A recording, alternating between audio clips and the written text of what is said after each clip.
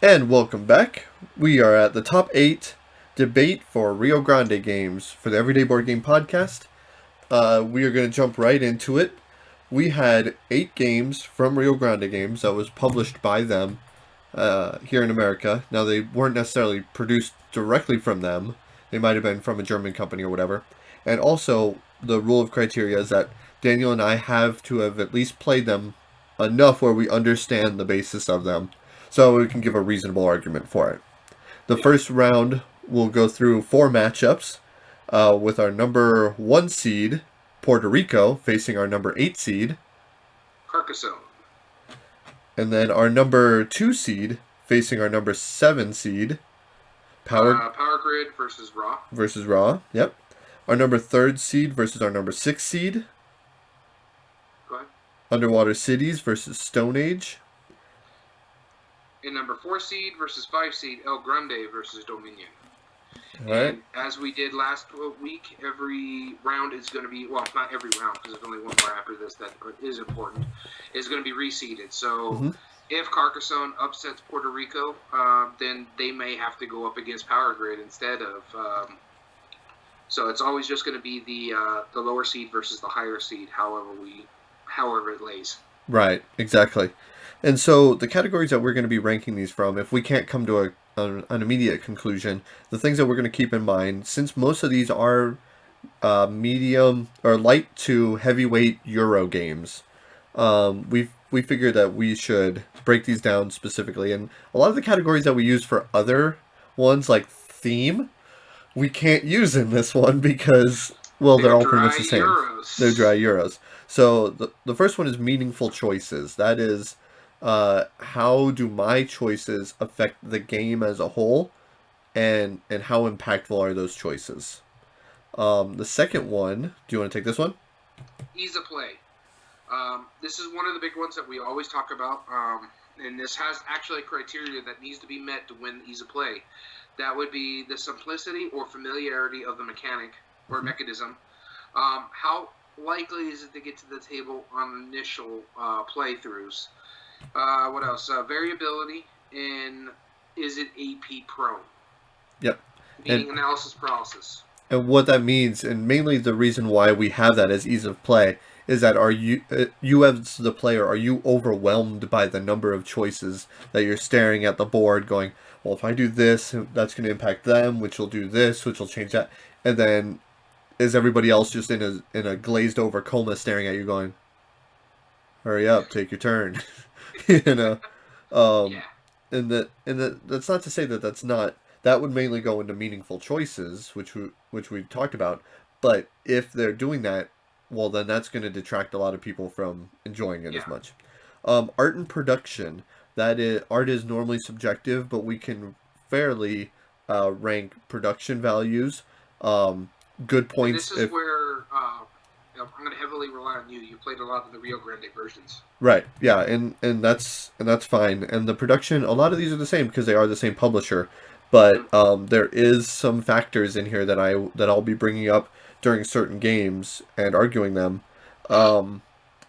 Whereas, like, if they had, like, one part of their production be really detrimental to it, like, let's say something could have been a board or tokens and it was, like, paper, like mats, like, that could be a big thing even if they have good production otherwise. So that's something that we'll be also keeping in mind. And then... the next one is long-term strategies. Yeah. Does it allow you to think out your strategy to win the game from the beginning of the game the same way, or do you have to pivot? Does something happen that forces you to pivot what you're doing? Yeah, exactly. And then paths to victory. And that kind of goes into like variability, like how well can I go through the game? Like if I'm doing a completely different strategy, do I still have a chance? I don't mean to throw it under the bus, but like say like Abomination, for example. If you're not making the monsters, you very little have a chance, right? Whereas something like Agricola, or no, Caverna, like if you're focusing on your farms, you have a chance. If you're focusing on your cave, you still have a chance. If you're focusing on quests, you still have a chance. Like, and there's a lot of paths to victory. I picked that because we're not debating it today. real quick before we get started, did you want? We had two comments, I believe, in the Facebook post, Yep, I'll and pull that up. Yep. both of them praised Dominion, if I'm not mistaken. Yep. So Dan added, "It's nice to see Dominion still holds up well." And Troy said, "Dominion for its impact on the industry and for the fact that it has aged incredibly well." The first part I agree with. The second part, it hasn't aged all that well. The function In of my the opinion, game, yes. the looks of the game has gotten better as they've gone through. I've seen some of Yeah. those, but for me, I don't think it's aged. There's deck builders that I played before I played Dominion. Right. Hands down. We talked about this in the deck building top 8 debate, so... Yeah, we've discussed this. I'm a huge proponent of Dominion. I have all the expansions, all the promos. That I love that game, and the newer stuff that they're doing, add in a lot of really cool, things that other deck building games have also introduced, but they get really neat. So we'll get into that later. All right. With that being said, Puerto Rico versus Carcassonne. I know which one you're taking. I can take either one. I know which one you're taking. I know which one I prefer. Go ahead and take it. All right. I'll take Puerto Rico. All right, sounds good. Because Carcassonne is, at the moment, my current favorite game of all time.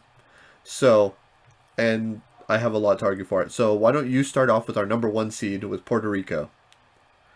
So, Puerto Rico, to me, is actually deserving of its number one spot. I'm not a personal huge fan of Puerto Rico. I think it's a fine game. I think it's really good. There's other games on this list that I prefer to play over it. Mm-hmm.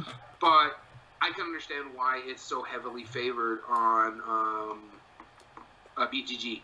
Just because there's a lot that you can do. You can concentrate on your farms. You can concentrate on this. There's different areas you can concentrate on. I think the big issue why I'm not a huge fan of it is because when we played it, it was a 5-player game, and there was a couple people with AP on it, so it just took forever for me to get back to my turn. Right. And so at that point, I had a hockey game on in the background, so everybody would be like, "Hey, it's your turn." Oh, okay. Because I've been watching the hockey game because I've just been waiting on my turn for so long. Right. Yeah, I remember when I first played Power Grid, it was enjoyable because I got that and Agricola near the same time because they're both highly ranked. Puerto Rico. Yep. We're not talking about Power Grid. Oh, not Power Grid, sorry. I looked at the list. Puerto Rico. I got Puerto Rico and Agricola at the same time. And I preferred Agricola because Puerto Rico, while it is a fantastic strategy game, and it definitely wins it as far as long-term strategy, because there is only one variable in the game, and that's which resources come out. That's it. That's the only change from game to game. You don't have any random chance. It is definitely a hard strategy game, and it's a good way to spend your time brain burning. But as far as what I'd rather play for Puerto Rico, though, for me personally, is the Rio Grande version is ugly as sin. It is just browns and greens and a little bit of yellow because of the wheat. The tiles are a bit thin too. Yeah. So I know I'm supposed to be arguing for Puerto Rico, but honestly, I can't see it moving on. Carcassonne is a pretty game. It's a fun game. It's I enjoy Carcassonne. Carcassonne is one of the games I'd play over Puerto Rico. Yeah, I don't disagree with that because Carcassonne, I mean, ease of play, it has it. Art and production, it has thicker tiles. The newer version of the art is pretty good. And we're not arguing the newer version. No, I agree, but I believe that they started doing the newer art before it went to Z-Man. I might be wrong on that, but I can show you real quick if I can find it. Yeah, I mean, I think it's a pretty good looking game, honestly. Yeah, that's the older version. But God, I mean the simplicity of how it works and how you're just adding a tile to the board. It's unparamount to Puerto Rico. I think it's quite a bit better. This is I'm surprised it was actually so low on BGG. I've heard nothing but love for this game. It's because it's so simple. It's a gateway game. It's something that I could teach my 8-year-old daughter, and she might be bored with how simple it is. And they have my first Carcassonne, right? Yeah, which plays differently. Are you familiar with it? No, I just know they have it. It's along the same thing with My First Stone Age too. Yeah. So My First Stone Age has more choices. It's like Catan Junior, for example. But My First Carcassonne, every tile has 4 roads going out of it, no matter what. And some break up the road, some don't. And what you do is there's colored characters on each one of the roads, like red, yellow, green, or blue, and you're just trying to get out your meeples. Because when a road is complete, then all of the meeples that are on that road, those players get to place those out. So you're trying to complete Oh, roads with your color on it. So it's more of a puzzle, and it was actually kind of intriguing, and I thought about buying it too, for myself. so just to just to go with the fan vote real quick, just to give ideas of how much love on BGG Puerto Hmm. Rico has over Carcassonne compared to actual board gamers like on like Facebook and stuff like that. Yeah, It is a 7-point difference between Carcassonne and Puerto Rico. There was only 3 votes for Carcassonne. I mean for Puerto Rico. yeah. And there's 10 for Kark. Yeah. Yep. Yeah, that doesn't surprise me. I mean, it because on Board Game Geek it's ranked by their level of strategy, and it's a much heavier game, and it has that strategy. It's really good, but Carcassonne I think is just a better game.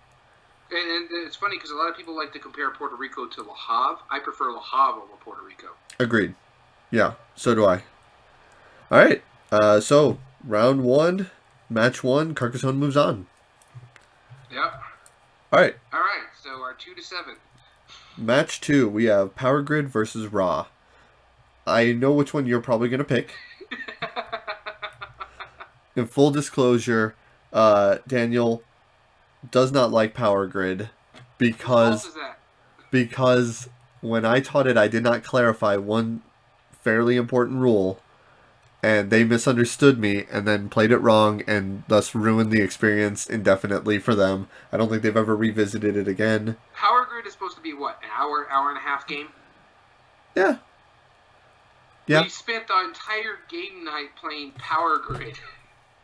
Yeah. That's 4 hours. When I started questioning, it's like, why is this taking so long? Well, it would be if we could build more than one in one city at a time. Oh, you can.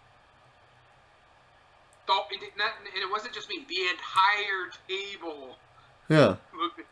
looked at you. Yeah. So I still felt bad on that, but I'll go ahead and take Power Grid. So Power Grid, with the correct rules, is a pretty solid game. The choices that you make are very meaningful because you have to manage your money very effectively. Um, in Power Grid, you are going to be first off auctioning off a round of power stations that have used one of 4 different types of resources or doesn't use resources like wind power, for example. That doesn't need any to do. And the goal of the game is you're trying to power the most amount of cities. Because once you get past a certain point, whoever powers the most wins. So what you're going to be doing, you're going to be buying these power plants that can power X number of cities. Then you're going to be building stations on different cities in the board, which can expand from there. And then you are going to be buying and managing resources that have a fluctuating price. It's very math heavy, I'll give it that. But as far as meaningful choices, you have like 3 different levels of actual like really complex strategy you have to think. It's like, do I have enough money to bid on the power plant that I want? Like, do I want to downplay it or do I want to auction it off now, wait for somebody else to bid on it? And then, do I have the money where I can expand the cities that I need? And then, do I have enough money to manage the resources that I want, knowing what other people have? It's super strategic. It's a really fun game, in my opinion. Unfortunately, that was just a bad experience for you, and that's enough where it knocks it off for you, and I get that. Um, Whereas Power Grid or Raw, the only real thing it has going for it, it is a great set collection game, and it has a very simple auctioning mechanism. So as far as like tactical game, yeah, I mean it's a fun little gateway game. You are either going to be uh, causing an auction or pulling more tiles and pressing your luck, which we talked about during the press your luck top 8 debate, and that's great and all. Like if you want a simple game, it's kind of like the Puerto Rico versus Carcassonne factor. It's like, are you wanting a gateway game that a lot of people can play? How easy is it to hit the table? Or do you want just a meaty, heavy Euro game that to manage your economics. The people who really like it, Power Grid is a perfect embodiment of it. So with that being said, what are your thoughts on Raw? It's a better game. All right. Well, let's move on. And So my thing is, I'm going through like our different things here. Meaningful choices. Yeah, you have some meaningful choices in Power Grid because you're trying to do this, but don't knock Raw for its meaningful choices. Yeah, it's a auction game at its heart and stuff like that, but you still got to make meaningful choices.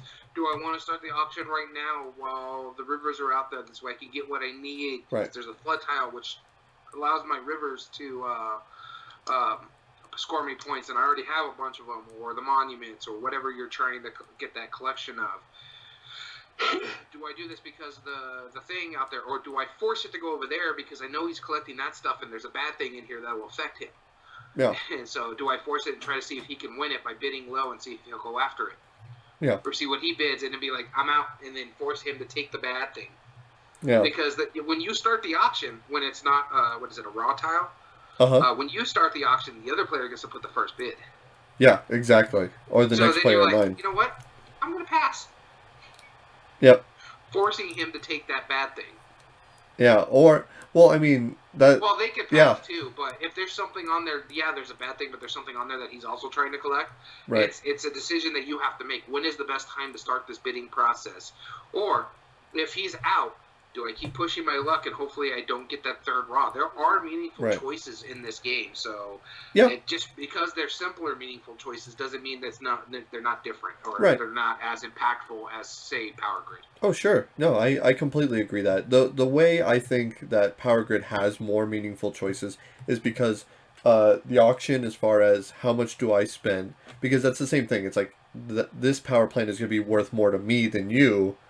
But I also need to manage my money effectively because money is tight in the game. So if we took they both have auctions, which are both meaningful. So those are a wash. They both have set collection, which for the resources and the other one. But the area control in your Power Grid is what pushes that over. Yeah, the whole resource thing, I mean, that could be alleviated with the auction process in Raw. Do I want to use this big one? Because I know the next person that takes it is going to get my 8 or my 9 out there. So do I want to use my 9 right now? Or do I want to save it for something later and see if something better comes up? Yep. Do I want to throw my 5 out there and see what... So the meaningful choices are still there when it comes to the auction part. Yeah, no, I agree. I'm thinking, like, as far as the auction and the set collection, they're a wash. But because Power Grid also has that area control, it teeters. It goes to that. It goes to Power Grid. Ease of play goes straight to Raw. I mean, simplicity and familiarity of the mechanisms. Right there, ding. Likely to get to the table initially. Raw is so much easier to get to the table because you could be like, it's a push your luck game at heart with a little bit of auctioning. Right. More people are going to be like, okay, we'll try that. Sure. Whereas, and a lot of, for me, like ease of play too, is reading of the rule book or getting taught the game. Sure. It's much easier to teach Raw than it is to say, Power Grid. Daddy, you would know. No, I don't disagree. Yeah, I mean, it is. Power Grid is not the easiest game to teach because it is a heavy Euro game versus a light auction game. So I'm actually just going to skip variability on ease of play, but the AP prone, that hands down, Raw wins the AP prone because it is. But if I bid $6 here, and then I will have $4 to buy that trash, and then I can burn it, but only if I get that other city. Ooh, yeah. It's every stage is like that. No, I don't disagree. Raw is hands down. Production, this is all you. Which one do you think is better? Okay. Probably, me personally, just because I haven't played the original Rio Grande, but Power Grid I would give just because of the little stuff that they have coming in. Right. The components in that are better. The overall board is better. I don't dislike the tiles and the bag in the original Raw. Why don't you pull up like a picture of it and you can see it's from a company called Uberplay, and that's the same production that Rio Grande did. If it doesn't immediately show it, and it's very cartoony style. So they both have a board. They're both decent at the board. Raw only has the paper mats where Power Grid has the square cards. I do like actually the gray and the brown and the stark look of Power Grid because that's the point. It's pollution. Like it's murky, and that's, I think, makes sense for art wise for that. Production, it has okay pieces. They're basically just like wooden meeples of different shapes. Where Raw has the tiles, which with pretty okay art, and then the Raw tile itself is not bad. Why is it easier to read the Uber Play version of this game than the one that you own? The one I own is incredibly uncolorblind friendly. Yeah, this one is actually, the board itself on the Uber Play is really nice. Yeah. Yep. Yeah, because I'm looking at they're back to back. I got the Uber Play and then the other one that you have, which is, what is that? It's the I don't remember if it's Wind Rider Games. It's like Hobo or Haba, or not Haba, but it's something. I'm looking at it. Yeah. But yeah, no, I hate the wash. Yeah, Wind Rider. I think Uber Play had a much nicer board. Yeah. Yeah. Tokens are okay. The tablets are okay. The tiles look kind of chitsy, but. And it didn't have a reference mat either in the original version. Yeah, that I can understand needing, but yeah, no, the components are actually not that bad in the original version. No, they're really not bad at all. But I'm gonna give it to Power Grid just because I know you think it's uglier, and it is kind of, but that's also the point. I like how murky and ugly and gross it looks because that's the theme of Power Grid. So art and production would be Power Grid. Long-term strategy. They're honestly, that's going to have to go to Power Grid. There's not really a long-term strategy in Raw. That one is where you do have to pivot a lot, depending on what comes out of the bag. Yep, and then Paths to Victory. That's just it's just a set collection for Raw. Power Grid, you have a lot of ways that you can you can win your victory. Like if you lose, that's because someone outplayed you in Power Grid, hands down. You just didn't draw some bad. So Power Grid moves on. Unfortunately, it's going to be facing Carcassonne, so. Will it? Yeah, Carcassonne's an 8 seed, and 2 is the highest seed because 1 seed got already eliminated. Gotcha. It will. Okay. Well, we'll see how that works. All right. Match number 3. 2 is now the highest seed that can move on, and 8 is the lowest seed that goes on. So. Right. Yeah. So then that'll work. All right. So the next 2 will be against each other.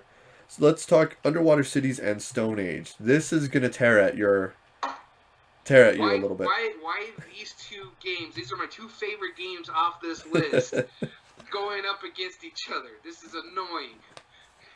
Yeah. Well, I mean that's just how they ranked, you know. Yeah, I know. It's just it breaks my heart. Yeah, this is going to be an interesting debate. Let's talk about which one do you want. I'm okay with either. I'll take Underwater Cities. I played that one more than Stone Age. Okay, then I've played Stone Age a mess. So, all right. Why don't you get us started? Underwater Cities. Not a lot of math like there is in Stone Age. That's a big detractor for me in Stone Age. It's just the way you have to map everything. Okay, I send this many people, so I roll this dice, and now I got to subtract this. That's how much resources I get. Yeah, so it's like, if I wanted to do math, I'd stay in school. Yay, math. Just because, like I don't mind doing math when it's like trying to get my final scores and stuff like that. My issue is it's math throughout the game. And then with Underwater Cities, there is so many choices in this game. It's like, okay, do I just send this thing over here to get this car or to get this power, but I'm not sending the right color, so I'm not going to get the bonus off of it. Do I set myself up over here with these cards? Do I keep these cards in my hand, or do I discard these cards because I'm only allowed 3 in my hand at one point in time? There's a lot of meaningful choices in Underwater City. And the thing is, you're blocking spots from other people. Yeah. So if they really need those resources where they can build their underwater city or their desalination plant and all this other stuff, and you block it from them, they're going to be like, you son of a... Because they have to go to the copy part, which means they have to burn a card. They don't get the special power, even though they had the card set up for it. Yeah. And so, yeah, I really dig Underwater Cities. And the problem is I dig Stone Age, too. So this one is kind of hard for me when it goes down to it. So, for me, this is really going to have to go down to the tiebreakers. Yeah. Yeah, we'll definitely be going through those. Stone Age, I mean, first off, it's a gorgeous game. It's Michael Menzel's art, which is always phenomenal with the weird isometric style view, like where everything's you're looking over like the whole area that is completely incorrect sized. Like I love that style. The pieces in it are pretty great. You know, you have the leather cup in it. That was phenomenal. Wooden dice, which feels thematic, like to what you would have. And then all the different shaped wood bits for everything. I really like that. Stone Age, yeah, I get why some people wouldn't like the math involved with it, like dividing, multiplying, like all that stuff. I'm okay with math. I'm very good with doing it in my head. I don't discredit anybody who doesn't do that. So that's never been a problem for me. But it's also the same idea. Like Underwater City has kind of like those same extra thoughts. Like instead of just like, all right, I'm adding these numbers together now. I'm dividing it by a common thing. It's like, well, okay, so this needs two cities, but they have to be different colors. And then this is like, so it has kind of the same um, it weirdness. No, I'll give you it's more AP prone, but it's Yeah. not mathy. It's not where I have to go, okay, I did this, and now I have to bring out my calculator for I can subtract this because I can't Yeah. do simple math in my head anymore because, I went to high school and had to learn algebra. Well, it's not so much like lack of simple math. It's just like, all right, I have five of these, and three of them are going to this card, and then I have two technology, and I need one more because I want to activate that card, and then this one. But then I need, this other. I need the kelp or whatever it's called, the green things. Like how you're planning out like which resources. The fact that they have all those different styles, whereas in uh, Stone Age, it's literally like, oh, that thing needs a brick and two stone. I have that. I'll go there. You know? Okay, that's fine. Yeah. And Yeah, then, yeah, you have that weird little math round where you have to calculate dice rolls, but I don't think it's that big. I mean, yeah, but the thing is, you need to gather those resources, and you got to do that math for every single every single resource time, that you're sure. trying to gather. And Yep. that's my big issue with it because it slows the game down.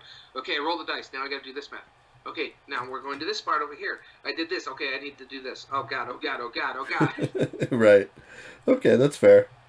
I don't disagree with that. All right, let's bring it down to the tiebreakers. Is there any of these that are instantly obvious? Ease of play. That's Stone Age, hands down. Okay, I don't disagree with that. So an ease of play goes to Stone Age. Mm-hmm. Now, Art production. This is tough, honestly, I because they would give that both to are. Stone Age. They're both really good. The plastic domes, the CGE like circle bits I call them, those are okay. And then, but the little cardboard uh, tunnels, like those are kind of cool how you flip them. But the Yeah. paper mats that you have, I don't dig that. The cards are the quality's fine.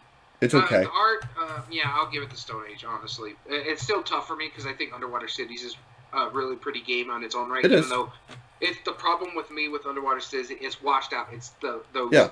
washed out colors. Not really pastel, but it's just a lot of browns and greens in that game. Yeah. Yeah, I mean, honestly, like we're arguing like the art value of the two prettiest games on this entire top eight right now. We're just gonna get this out of Yeah, the way. yeah, that's kind of true. So I'll give it to Stone Age. The Honestly, leather just cup, yeah, that's what pushes it. The leather cup is where it's at. though. I heard, or I think on Board Game Geek, you can actually get, or is it Maple Source or one of those things. You can get 3D printed submarines in player colors. So instead of having those little cardboard things, you can have little submarines. That's cool. That's cool. Well, you can also get upgrade bits for Stone Yeah, Age as no. well. Yeah. So I just thought it was cool to upgrade bits for underwater cities and submarines. okay. So right now we have two going So to easy Stone play and Age. AP, meaningful choices. Probably Honestly, Underwater I'd Cities. give this one more to underwater cities just for the Hmm. simple fact that there is a lot of choices that you can do that could still win you the game, even Right. if you have to pivot and stuff like that because people are blocking you from spots. Yeah. Yeah, I And don't disagree with that. I think meaningful choices. There is a lot of that worker placement mechanism alone with this with your cards. The only bad thing is with the cards is that just like the dice in Stone Age, it's random. Like I remember I drew a bunch of cards and I was like, these are garbage for me. Like I don't yeah, like. Do I have to keep three? Like, can I yeah, discard down no, to two? I don't care anymore. So I'm not like looking at it. Yeah. Whereas you might get hosed with the dice in Stone Age. It's less likely, and that's part of the game is mitigating that. You know. And so another thing I forgot to mention about this bracket, this is my favorite mechanism, and both of them are going against each other. Right. Yeah. No, I would give meaningful choices to underwater cities. Absolutely. Now, here's a big one for me is long-term strategies. I think, personally, I would give it to underwater cities just because you can have a long-term strategy, even with all the blocking and stuff like that, because there's ways around the blocking that you can still build up your city how you want. You can either try to connect everything, or you can just try to get to your bonus little area, just to try to get the points there, and then just start building up like tunnels and stuff like that for you to get all the points on that. Yeah, in Stone Age, as far as long-term strategy, I've had multiple times where I've stopped like mid-game and like, all right, cool, I got all the cards I wanted, I used up all my resources. Oh, we still have 2/3 of the game left. Okay, well, where am I going to start again? I've had that reset. Sure, I'll give it to long-term strategy for underwater cities. Paths to victory. I don't think it's as clear as we're immediately going to say it, because there is long-term strategies in Stone Age. Those development cards are really invaluable, and I've won games focusing on only those. But you have your choice of either focusing on the development cards, or you have your focus on buying buildings for that. And that's, you're all kind of doing the same thing at the same pace. So me, for this personally, I think it's pretty much a wash all the way through. They're tied to me, and I'm just strictly going to go fan vote on this one, just because these two play like the variable path to victory. There are variable paths to victory in underwater cities. There's just no ifs, ands, or buts about it. And in fact, even with the long-term strategy, if something happens, you're still able to pivot and still be able to win. Right. And so and the same thing with Stone Age. Like you said, you were done halfway through the game, and then you're like, okay, let's see what else I can do to see what more points I can get. Yeah. Yeah, I would have to probably give that to, for paths to victory, probably underwater cities. You think? Yeah, I would, because you're absolute. You hit the nail on the head, or the nail on the coffin, whatever it's called. That you're right. I mean, if you get messed up on one of your plans for underwater cities, let's say it's like, oh well, I'm not gonna be able to build this engineering station or whatever it is, this technology. Maybe I'll try some of these things now. Maybe I'll try these cards. Whereas Stone Age is like, well, am I getting resources to pay for development cards, or am I getting it to buy buildings? And then what the value of the resources are. Like, it's 6 points is for gold. Okay, yeah, no, all right. Well, I guess it's underwater cities. Underwater cities. And it was funny because if I went to the fan vote, Stone Age would have won hands down. That's what I figured. I prefer Stone Age, but I think Underwater Cities is probably a better game. So either way, we're going to have the 4 and 5 versus the 3 seed. Yep. El Grande versus Dominion, so... Alright. Which one would you like? I'll take El Grande. I've only played it once or twice. I do enjoy it, though. The only time I've played it was with you. So, you and I have the same background of it, but I have played the absolute mess out of Dominion.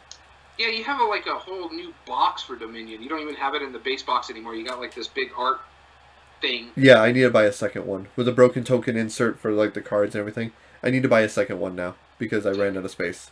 Well, it's funny because everybody thinks, oh, it's done, and yet they're like, oh, by the way, here's a new expansion. Yeah, nobody says that. You were done. Yeah, nobody says it's done. I don't know who said it was done. They lied. Any of the reviewers that you see on TV or on YouTube? Yeah, they've stopped saying that now. Yeah, which they've stopped saying the last 3 or 4 years. I thought it was done. It's been years since we had an expansion. Now we got 3 new expansions every year. No, it came out in 2013. Or I'm sorry, 2008. It's been 12 years. There's 13 expansions. There's been an expansion every year, just about. So, that's crazy. Need I say more? All right, I'll take Dominion. All right, go ahead. All right, so Dominion invented deck building. It didn't really, technically, but it pretty much invented that as the core mechanism of a game. It was the first game that really brought it out. the variability of how, just in the base set alone, how you have 25 different kingdom cards, and those you mix up every time. Pick 10 of those. Every card is situationally good. There's not a card in the game where you're like, wow, that's just a bad card. If I draw that, I get a bad hand. No, every card has its benefit somehow, depending on what strategy you want to go for. Now, Ithri before has brought up a good point in previous episodes that Dominion, he doesn't like it when people can look at the board, look at the 10 kingdom cards, and go, okay, I already know how I'm going to play it. And I think that's a benefit to the game, honestly. That's a really cool thing. Now, does it make it boring? No, but it's the same reason why people like chess. People know like how they want to start. They know their opening moves. They know what they're going to focus on. They know what their long-term strategy is to win effectively and how to adapt to it accordingly. That's the same in Dominion. Sure, you have the random of the deck building, but the benefit is that you are choosing from the 10. If I look out there and I see a market and a village, I'm going to focus on those two cards because they play off of each other really well. And then if there's a throne room, I might do that as well. We'll see.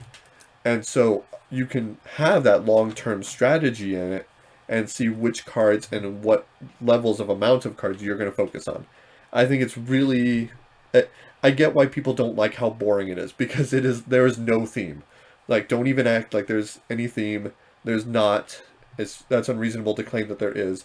And some of the original sets, most of the cards weren't too pretty, but Ryan Lockett illustrated some of the cards, and those cards were pretty great. Well, that's because Ryan Lockett's an amazing artist. Yeah, he is, and that's not what that was before he started designing games and before he was in his prime too. Yeah. Yeah, they're pretty cool games, or it's pretty good art for it. Like the Adventurer, that's one of his, and that's probably one of the best looking ones in the first set. Now, they made a second edition, which I think is fair to include this because the second edition is a remake of the original version. It looks better. They fixed some of the mechanisms from the original set, some of the cards that weren't as popular, and they added in a couple new ones. That's the one I'm talking about now. There was a production issue, but overall, I think it's a better game as far as choices and what you have. Although I like them both a lot.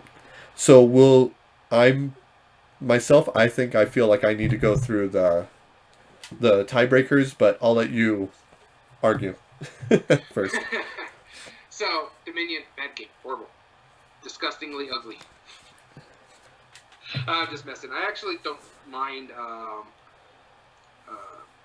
Dominion. It's an okay game. It's one of those games that I am not going to be playing, especially when it comes to deck builders. There are so many other deck builders I'd rather play. Right, but we're not talking about other deck builders. We're talking about Dominion right now. And I'd rather play, let's see, 1, 2, 3, 4, 5. 5 other games. You can guess what the other 3 that I don't want to play over the other 2. Yeah, no, I know which ones you'd rather play. But now the question is, let's compare it to El Grande. What does El Grande have going for it? I like it because it's one of the few area controls that aren't mean a la Risk. There is some meanness to it because it's an area control game. But you're not going out of the way to wipe someone out. You're just trying to get majority in an area. It's the older version of the game. It's basically cubes on a board. It's all it is. But the power cards are quite interesting. The how you play it, how everything scores based on your action cards too. How many people you're getting in to put out there. Have the most in an area, and then the Castillos score on their own. I think is what it's called. Yeah, let me look. I pulled up the Board Game Geek this way to just kind of refresh myself. But yeah, the Castillos. Mm-hmm. I love the way this game scores itself.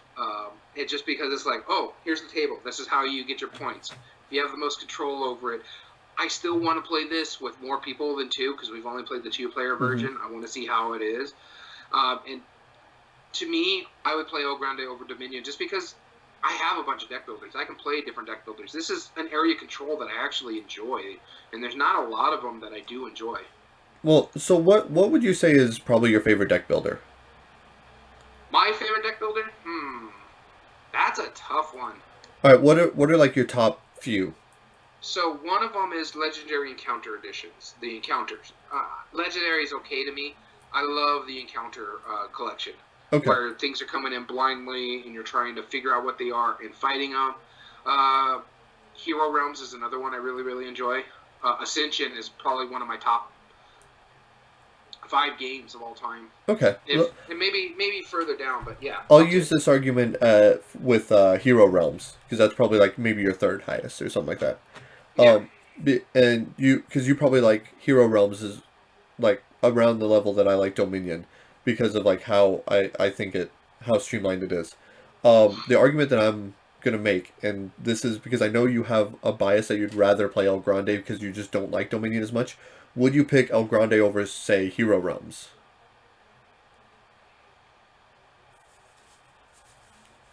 I would have to play Realistically. El Grande more, but that's how much I actually enjoyed El Grande. Yeah. As of right now, Okay. I would say no, but that's just because I only played El Grande maybe once. I think it was just the once. Yeah, but you feel like if you got more familiar with it, you'd probably pick El Grande. Yeah, maybe. Okay. Just for the simple fact that to me, El Grande is one of the few area controls. I think the only other area control I like is Small World that I can think of off the top of Sure. my head.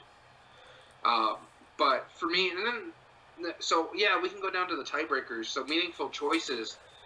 Both of them have. And my big detriment for Dominion, and here's my big detriment for it, is if you're playing against someone like, say, if I'm playing against you, you already know the strategies. You know how to play it. And so for me, it's going to be like, oh, God, hey, what if I do this? Or what if I do this? And you're like, boom, boom, boom, boom, boom, boom, boom, and getting far and away above me. So El Grande, you are able to figure out what you're doing in the beginning of the game, even if it's your first time playing, because all you're trying to do is get your guys on the board and try to get area control. In a way, I don't disagree with that, but I don't think that has to do with meaningful choices. That goes more with ease of play. Well, no, yeah. But I'm not talking about meaningful choices. I just wanted, before I reiterate, my problem with Dominion is that if you're playing against people who've played it, or even if just a handful of times and they can see the pattern, right, it's a detriment to other players who don't see the pattern, that just want to play the game and try to figure out patterns for themselves. Sure. And you can basically, in the terms of what is that game that you like to, not Pinocchio, cribbage, you can get skunked, and you can get skunked bad. Yeah. Oh yeah. Yeah, you definitely can. I mean, but it's like the same as like if you're playing against like a chess grandmaster, you know, like there's more meaningful choices in there. But that's like you can't knock the game for who you play with. Like, but you can, because there's games that mitigate that, and I think El Grande can be one of them. Yahtzee mitigates like it's random pretty well, but that doesn't. I wouldn't say Yahtzee is a better game than chess. I think I enjoy Yahtzee more. I think chess is a better game, and the Grandmasters kind of prove that. Because well, yes, but the thing is, that's my detriment for it. If I'm playing against someone who knows the game, if it's just one person, say it's one person who knows the game, who's teaching all the other people, they'll skunk them hands down. Yeah. Just because like, oh, this pairs well with this, and it's a detriment for other players. Yeah. And that's why Dominion might not move on in my case. For me personally, because it is a detriment. Yeah, I feel you on that one. Let's look through the tiebreakers real quick. Let's go meaningful choices. Personally, I feel Dominion has more meaningful choices. I'll give you that. There is a lot in El Grande though. Like no. I'll give you Dominion, just the meaningful choices, and you got to remove your bias from this, McKinley. True. Yeah, no, I don't disagree. I mean, it's just the fact that if this was like a market row, like Ithri brought up before in the deck builders episode, if this was a market row, the meaningful choices is out the window. The fact that you have the 10 setup cards, I think that's what has it.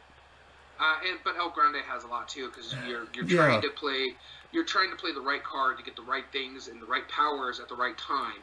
Right. And so this way you can have control over here, because you know this is going to score big on this turn. So there are major meaningful choices in Rio Grande or El Grande. Yeah. Oh yeah, absolutely. I need to go through and look at the Board Game Geek page again just to make sure I'm remembering everything about El Grande. You know, let me pull out my copy of El Grande. Let me review it real quick while we're talking about that. Ease of play, Dominion. Yeah, I'll give you that. Well, yes and no. The simplicity and familiarity of the mechanism, I give ease of play to Dominion. Likely to get to the table initially, yeah, but the AP prone can actually, that's a detriment to Dominion. Oh no, on your turn you just dump cards and then play them. It's Yeah, easy. not if you're not familiar with the game. Like someone like you who knows the game, yeah, you know which one. So I have to look at each card, see which makes sense. How am I going to build my deck? I remember when I told you that was on sale, and you're like, I got to buy it. Yep. No, it's awesome. Wolfgang That's Kramer. a Spiel winner, right? Yes, it is. Let's see here. Whoever has the majorities in each of the areas, you're playing your action cards. In a way, you're deck building in this as well. Eh, In a slight way, yeah. Because of the additional cards you buy for your sets. yeah. But it's also how many workers you place out. That's what I'm saying. Playing your cards are how you play your cards and how you gain your cards are the meaningful choice in this one. Sure. Because, Okay. because it's like, do I play it at the right time? Yep. I taking my bias out. Meaningful choices. I think we would give it to El Grande. Yeah. But ease of play, though. Yeah, I'll give you the easy play. Yeah. The only detriment to Dominion is the AP prone, especially for people who've never played the game before, and they're trying to do well against people who have. Sure. There is one big thing in art and production that I do want to bring up. First off, El Grande, it's as ugly as any other Euro game. Here's the Rio board. Grande. It's wood cubes. Wood cubes. Well, this I version do has like the little meeples. the castle, the Castile or whatever. The I do Castillo, like that yeah. how you have to find out whoever has the most in there. I think that's the best part of the game, There production-wise. is a really big knock that I'm unfortunately going to have to admit with Dominion, and that was they've been printing their cards in America, I think through Hasbro Games, and there was a couple sets that were cut 0.5 millimeter shorter than the other sets. And the just the coloring on it was more of a wash. It was production issues. Now, recent sets have since fixed that, right? Yeah, but they had to fix it. That's the problem. They had to fix it, yeah. So, I mean, as far as art and production, yeah, El Grande. El Grande. Plus, those wooden cubes, just for basic... We also got to take in time the time it came out. Both of these came out in the early 2000s, so the production value isn't what we expect nowadays. Yeah. I'm going to give a quick vote for Path to Victory to Dominion, because that is the basis of what it is. But long-term strats. Yes, there is a level of it in Dominion, where the cards that I buy... the cards that I buy will be coming up, and hopefully I'll get them in culmination with the other ones, which you more often than not will, and you have that long-term strategy from the beginning. Whereas El Grande, it is really impactful. Like, I could put some people out here on this region, and I'm like, in 4 rounds, when I get the El Grande out there, it's going to finally score, and then that's when it's going to be valuable. Yeah, so you're thinking ahead, and to me, with long-term strategy, it's like the chess factor. You're not just thinking about the move you're currently doing. You're thinking about the 3 moves after this, what your opponent can counteract with. So yeah, I think long-term strategies are better with El Grande. Okay, then that gives it to El Grande. That votes it over. As much as I do like Dominion better, I'm surprised Dominion didn't make it out of the... I know, that was our highest ranked on the votes too. Yeah. So with that being said, our 4. So out of the top 3 votes, only 1 has moved on. Yeah, exactly. But as far as the seeds go, that was a higher seed. 2 of the higher seeds. No, 3 of the higher seeds, right? Yeah, 2, 3, and 4 have moved on. 8 is the only one of the lower seeds that moved on. Yep, which was Carcassonne, and that's mainly because I fight for it really hard. But we'll see when it comes to Power Grid. With that being said, that was the end of round 1. We have Carcassonne next round going into Power Grid, and Underwater Cities facing off with El Grande. Stay tuned. Stay tuned, and we'll be back.